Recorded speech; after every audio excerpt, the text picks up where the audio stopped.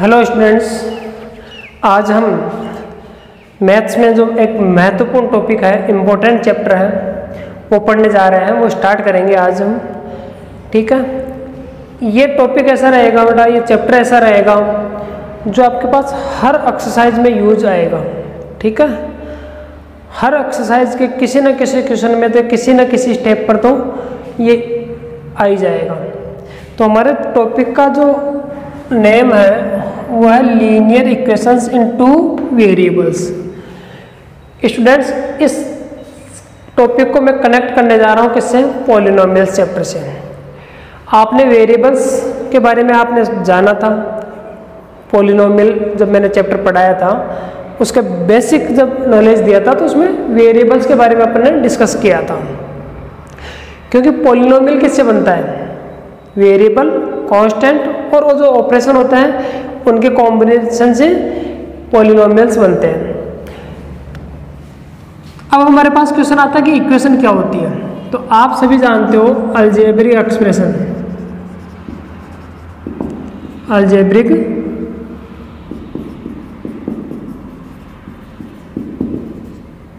Expressions या फिर polynomial. जैसे मान लीजिए आपके पास x प्लस 2 है, x square plus 5x plus 2 है, तो ये हमारे पास बाइनोमियल है, ये ट्राइनोमियल है। ठीक है, इसको हम अलजेब्रिक एक्सप्रेशन बोलते थे क्लास 8 तक, और 9th में हमने इनको क्या सीखा? पॉलिनोमियल्स बोलना। ठीक है, अब हमारे पास में टॉपिक आता है इक्वेशन।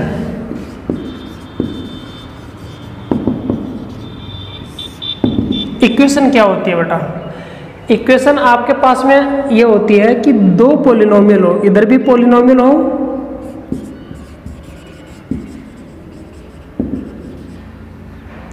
और इधर भी पॉलिनोमियल हो, यानी दो पॉलिनोमियल्स के बिटवीन में अगर ये इक्वलिटी का साइन आ जाए, क्या बोलते हैं इसको?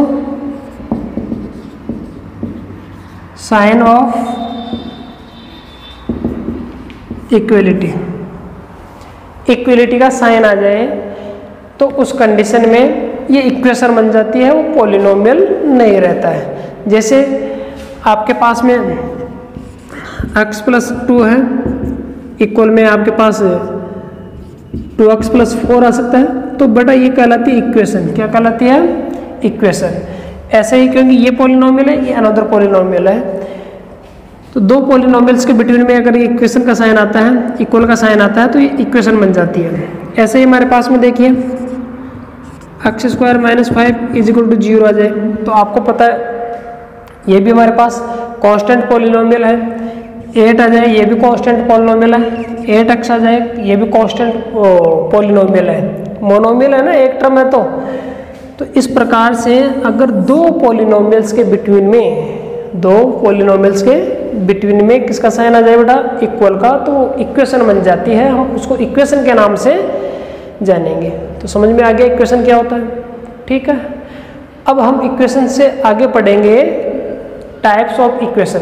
टाइप्स ऑफ इक्वेशन, जैसे पॉलिनोमियल्स के हमने पढ़ा था ना, पॉलिनोमियल कितने टाइप के होते हैं, उसमें हमने on the basis of terms 3 type के पॉलिनोमियल पढ़े थे, मोनोमियल, बाइनोमियल, ट्राइनोमियल।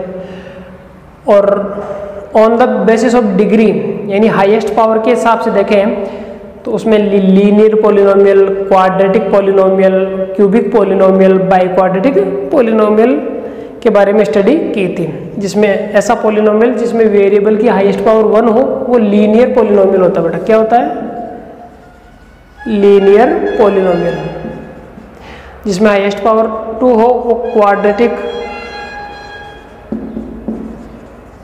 पॉलिनोमियल होता है। उसी प्रकार से इस इक्वेशन के भी कुछ टाइप्स होते हैं बेटा। अब कौन कौन से टाइप होते हैं देखिए।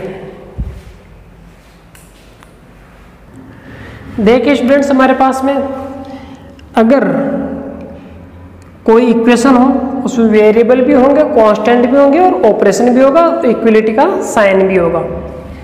तो उसमें अगर x की पावर 1 है, ठीक है, एक ही वेरिएबल है और एक ही पावर है उसको ए की वेरिएबल ए की पावर, तो वो कहलाती है हमारे पास linear equation in one variable. जैसे मान लीजिए 3x + 5 है इज इक्वल टू 0 या इज इक्वल टू 9 आ सकता है। अब इस इक्वेशन में बताओ वेरिएबल कौन है?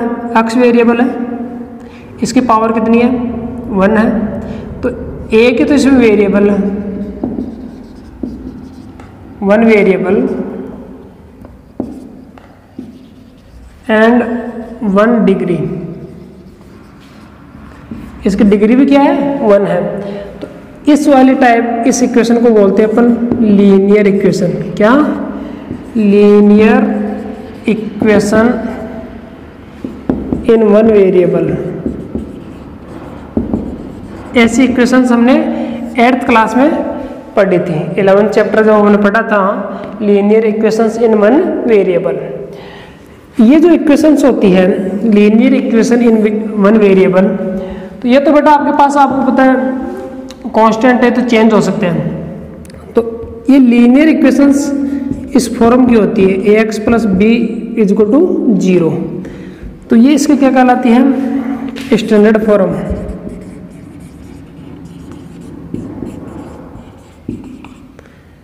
स्टैंडर्ड फॉर्म ax + b = 0, जहाँ पर where a b are real numbers. ठीक है, रियल नंबर है। एंड अब रियल नंबर बताया था ना मैंने नंबर सिस्टम में रियल नंबर बताया था। द रेशनल और इरेशनल नंबर मिलकर के रियल नंबर आते हैं। तो ये a और b कोई भी रियल नंबर हो सकती है आपके पास में। And x is variable. ठीक है, तो हमेशा आपको याद रखना है कि इस फॉर्म में जो इक्वेशन होगी वो linear equation in one variable कहलाएगी। ठीक है, इसका एक ही सॉल्यूशन होगा। इसका क्या होगा? एक ही सॉल्यूशन होगा। इसका सॉल्यूशन क्या होगा? सॉल्यूशन ऑफ लीनियर इक्वेशन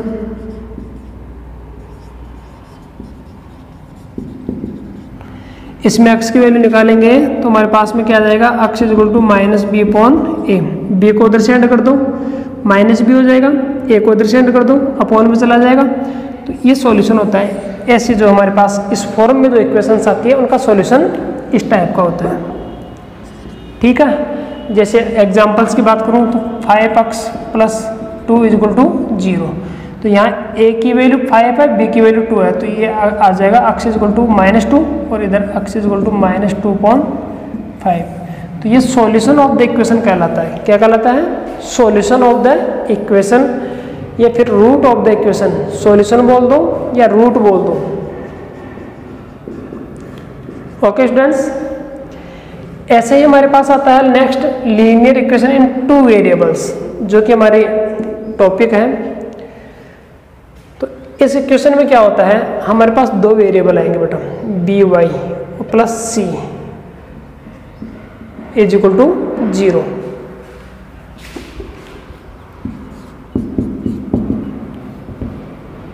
ठीक है, ax + by + c = 0, जहाँ पर a, b और c रियल नंबर होते हैं और x क्या होता है? वेरिएबल। ठीक है, तो ये आपको ध्यान में रखना है कि लीनियर इक्वेशन इन 2 वेरिएबल इस फॉर्म में होती है। बार बार मैं वापस लिख रहा हूँ, बड़े अक्षरों में लिख रहा हूँ, क्योंकि हमारा जो मेन टॉपिक है वो यही है, लीनियर इक्वेशन इन 2 वेरिएबल्स। तो लीनियर इक्वेशंस की स्टैंडर्ड जो फॉर्म होती है, स्टैंडर्ड फॉर्म वो क्या होगी? ax + by + c = 0। कोई भी इक्वेशन इस फॉर्म में अगर आपको मिले तो उसको हम लीनियर इक्वेशन बोल सकते हैं। अगर नहीं है तो उसको अरेंज करना पड़ता है। हमारे को इक्वेशंस दी हुई है आगे और उनको कहेगा कि इनको अरेंज करो लीनियर इक्वेशंस के फॉर्म में कि ये लीनियर होनी चाहिए। तो हम उसको इस फॉर्म में अरेंज करेंगे, यानी उसके इक्वल में क्या रखेंगे? 0। x वाले टर्म को पहले लिखेंगे, फिर उसके बाद y वाले टर्म को लिखेंगे, फिर कांस्टेंट टर्म को राइट करेंगे। ठीक है, तो इस फॉर्म में अरेंज करना, ठीक है, वो होती है लीनियर इक्वेशन इन टू वेरिएबल्स। ठीक है स्टूडेंट्स। नेक्स्ट आता है आपके पास क्वाड्रेटिक इक्वेशन, जो कि हम 10th क्लास में पढ़ेंगे। बेटा क्वाड्रेटिक इक्वेशन क्या होती है 10th क्लास में इसकी अपन डिटेल से स्टडी करेंगे। फिलहाल आपको इतना सा ध्यान दे लेना कि इसकी डेफिनेशन क्या होती है। इसमें बेटा x की पावर हाईएस्ट कितनी होती है 2, जैसे x² + 4 = 0। ये बेटा क्वाड्रेटिक इक्वेशन है, क्योंकि यहाँ पर x की पावर कितनी है 2 है, लेकिन ये वेरिएबल है एक। Quadratic equation in 1 variable. Okay students, इसके सॉल्यूशन 2 होंगे बेटा। वेरिएबल एक है लेकिन पावर 2 है ना, इसलिए 2 होंगे। इसी प्रकार से आपके पास ऐसे भी आ सकता है x² + x + 1 = 0। ये भी क्वाड्रेटिक इक्वेशन है, क्योंकि इसमें वेरिएबल एक ही है लेकिन उसकी हाईएस्ट पावर कितनी है 2 है, तो हाईएस्ट पावर 2 होने के कारण ये क्वाड्रेटिक इक्वेशन के रूप में जानी जाती है। ठीक है, इसके भी 2 सॉल्यूशन होते हैं। सॉल्यूशन कैसे फाइंड करते हैं वो हम नेक्स्ट क्लास में पढ़ेंगे। फिलहाल हमारा टॉपिक स्टार्ट होता है linear equation in 2 variables. Okay students, ये स्टूडेंट्स एक डेफिनेशन है, ऑथेंटिक डेफिनेशन लीनियर इक्वेशन की। अगर क्वेश्चन आ जाए write the definition of linear equation in 2 variables, तो an equation of the form, एक इक्वेशन जिसका कि रूप होता है ax + by + c = 0। ठीक है, where a, b and c are real numbers. यहाँ पर a, b, c real number है and a is not equal to 0, b is not equal to 0, x and y are variables, x और y variable है। इसी प्रकार से हमारे पास ये एग्जाम्पल से देखिए, ये इक्वेशन है। सबसे पहले तो इक्वल का साइन है और इधर x और y 2 वेरिएबल हैं और इनकी हाईएस्ट पावर 1 है, तो ये लीनियर इक्वेशन इन 2 वेरिएबल्स है। इसी प्रकार से नेक्स्ट है हमारे पास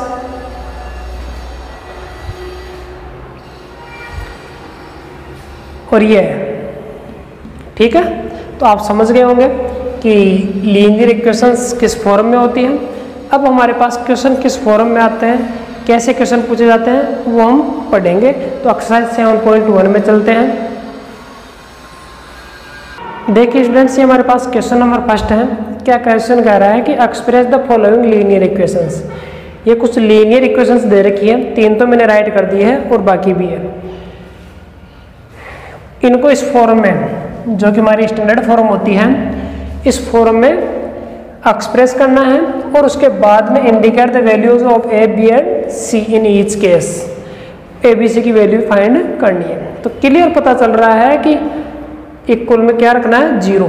पहले नंबर पर x वाला टर्म, दूसरे पर y वाला टर्म, तीसरे पर कांस्टेंट टर्म और इक्वल में 0। तो यहाँ देखिए, यहाँ पहले नंबर पर x वाला टर्म है, ओके, फिर ये दूसरा है और ये कांस्टेंट टर्म हमारे पास आर साइड में, इसको इधर बुलाओ तो ये -12 हो जाएगा।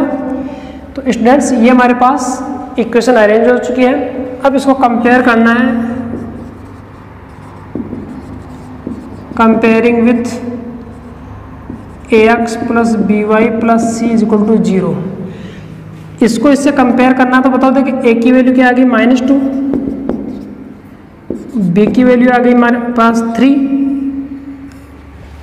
a कौन होगा x का कोएफिशिएंट, b कौन होगा y का कोएफिशिएंट, c कौन होगा कांस्टेंट टर्म। तो यहाँ x का कोएफिशिएंट -2 है, y का कोएफिशिएंट +3 है और कांस्टेंट टर्म -12 है।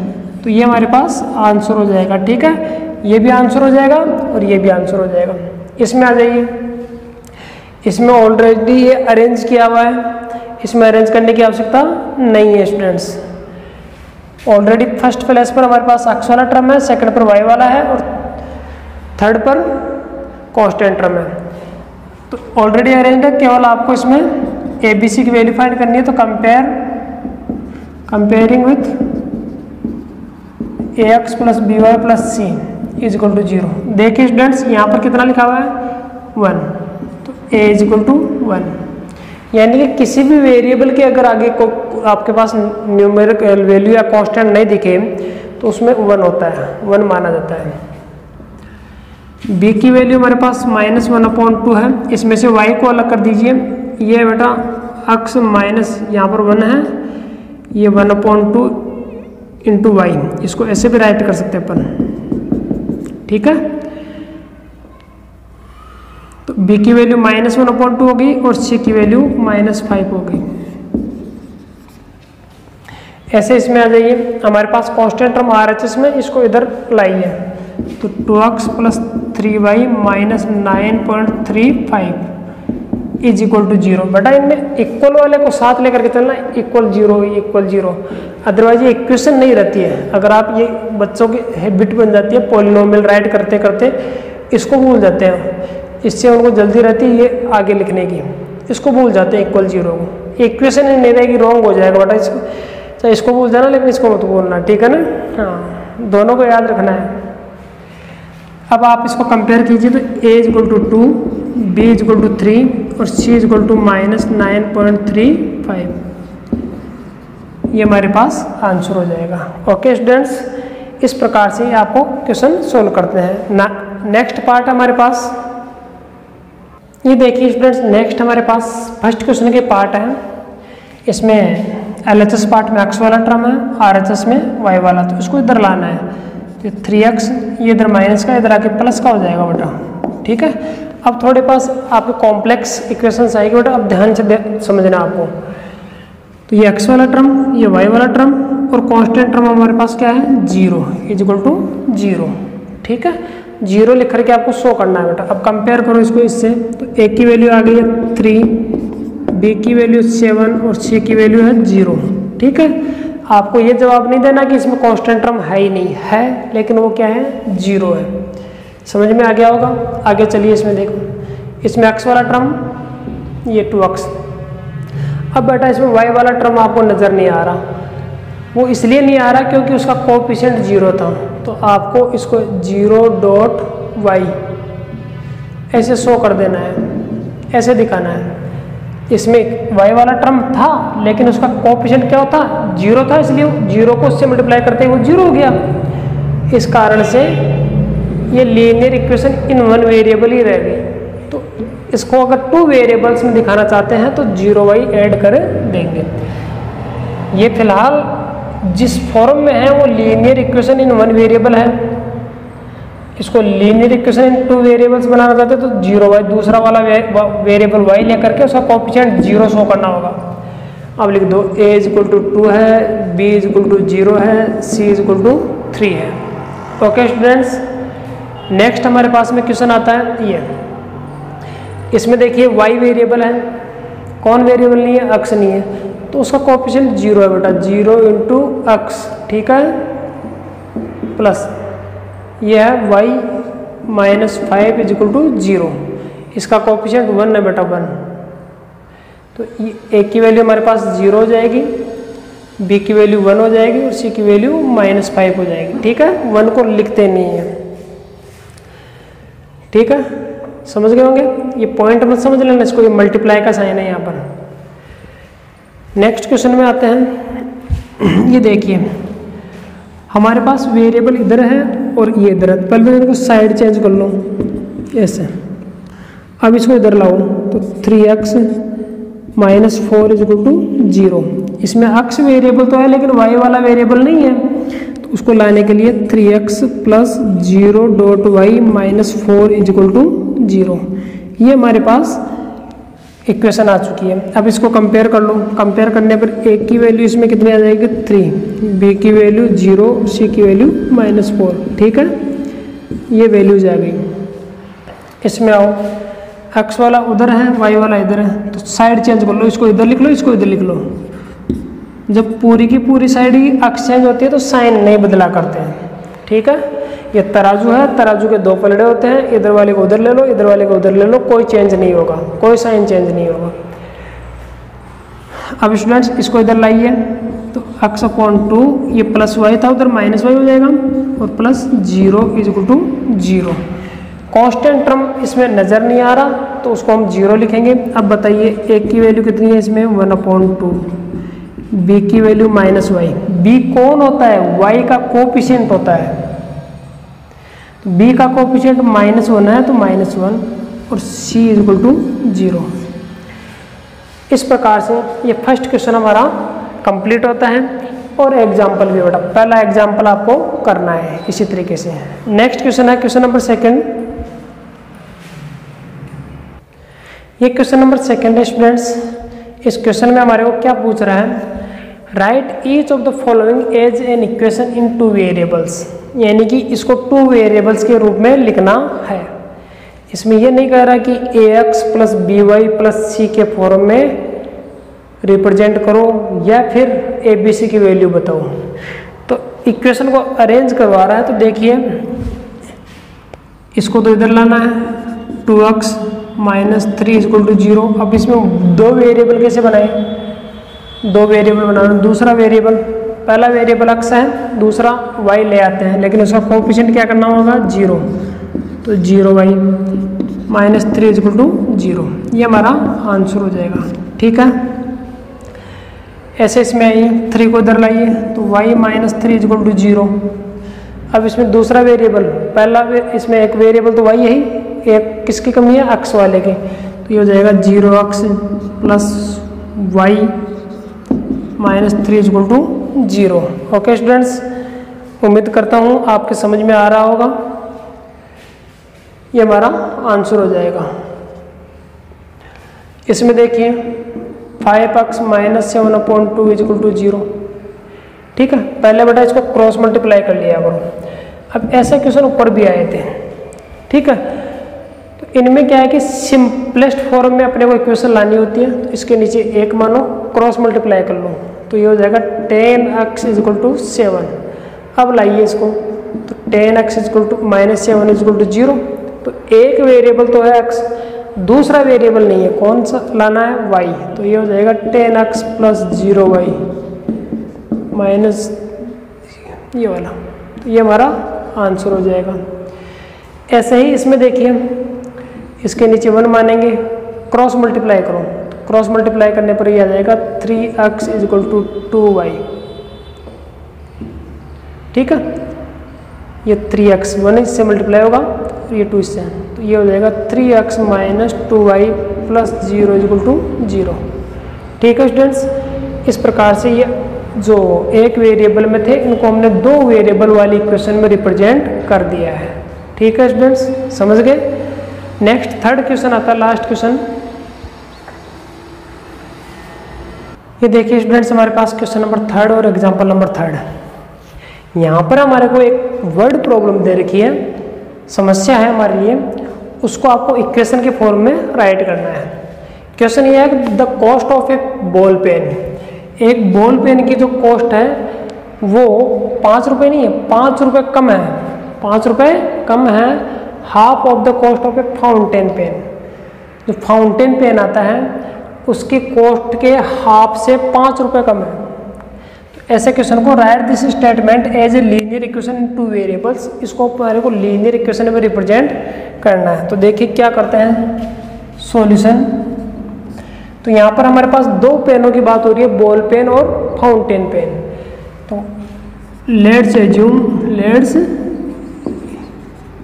Assume the cost of a ball pen और the cost of a fountain pen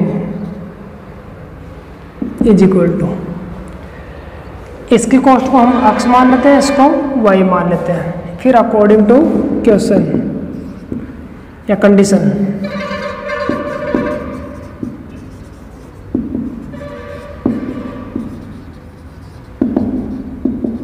जो कंडीशन गिवन है ये कह रहा है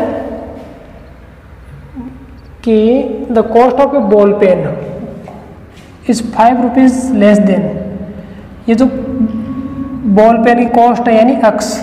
ठीक है, तो बॉल पेन की कॉस्ट क्या मानी है x, इज का मतलब है इक्वल में है, किसके इक्वल में, 5 रुपीज़ लेस देन, ये 5 रुपये लेस करना है तो जगह छोड़कर किस में से करना है, उसकी जगह छोड़ दो और -5 कर दो। अगर मोर देना आता तो +5 कर देते। किससे मोर देना है, किससे लेस देना है, उसके लिए जगह खाली छोड़नी पड़ेगी। अब इस जगह पर क्या आएगा, देन के बाद पढ़ो, half of the cost of fountain pen, half किसका, cost of fountain pen y की, कॉस्ट ऑफ फाउंटेन पेन हमने क्या माना है, y। तो ये हमारे पास इक्वेशन बन चुकी है। ठीक है स्टूडेंट्स, अब इसको हमारे को अरेंज करना है। कैसे अरेंज करेंगे, इधर देख लीजिए, x इसको उधर ले जाएंगे तो माइनस हो जाएगा, ये प्लस हो जाएगा, इक्वल टू 0। ठीक है, इसके अपॉन 1, इसके अपॉन 1, एलसीएम ले लो 2, तो यहाँ आ जाएगा 2x माइनस 1y, तो y लिखेंगे +5, इसके नीचे 1, अब क्रॉस मल्टीप्लाई कर लीजिए तो हमारे पास 2x minus y plus 5 equal to 0, ये हमारा आंसर होगा। ये इक्वेशन के फॉर्म में हमने इसको रिप्रेजेंट कर दिया है। ठीक है स्टूडेंट्स, समझ में आ गया होगा। सॉरी, यहाँ 10 आएगा स्टूडेंट, 10 इस प्रकार से इक्वेशन होगा। नेक्स्ट हमारे पास एग्जाम्पल नंबर 3 है। अब कई बच्चे क्या करते हैं, इसकी कॉस्ट को x मान लेंगे, इसको y मान लेंगे, तो उस कंडीशन में थोड़ा सा आपके पास चेंज हो सकता है बेटा। ठीक है, तो उसमें आपको कोई दिक्कत नहीं होनी चाहिए। x इसको मान रहे हैं, y इसको मान रहे हैं। The cost of a notebook is twice, तो यहाँ पर नोटबुक आ रही है, तो लेट्स एज्यूम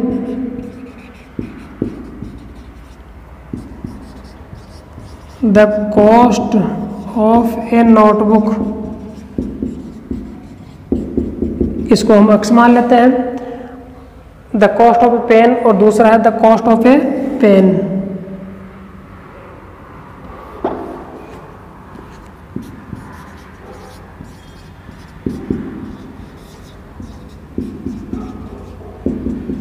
ये y हो गई है। ठीक है स्टूडेंट्स, अब इसको हमारे को अरेंज करना कंडीशन में, अकॉर्डिंग टू कंडीशन या question. Cost of a notebook, notebook की जो कॉस्ट है क्या है, x is equal to twice the, is की जगह क्या लगाना है, equal, twice the cost of a pen, cost of a pen का डबल कर दो, कॉस्ट ऑफ ए पेन क्या है, y, तो ये 2y। अब इसको अरेंज करना है तो ये हो जाएगा x minus 2y is equal to 0। अब इसमें कांस्टेंट टर्म क्या है, 0 है, तो हम इसको लिख देंगे x minus 2y plus 0 is equal to 0। ये हमारा फाइनल आंसर हो जाएगा। तो उम्मीद करता हूँ स्टूडेंट्स आपके लीनियर इक्वेशन इन टू वेरिएबल्स समझ में आया होगा, कैसे फॉर्म में होता है, कैसे अरेंज किया जाता है। तो ये इस एक्सरसाइज में है। अब नेक्स्ट हम नेक्स्ट एक्सरसाइज को अगली ऑनलाइन क्लास में पढ़ेंगे। ओके।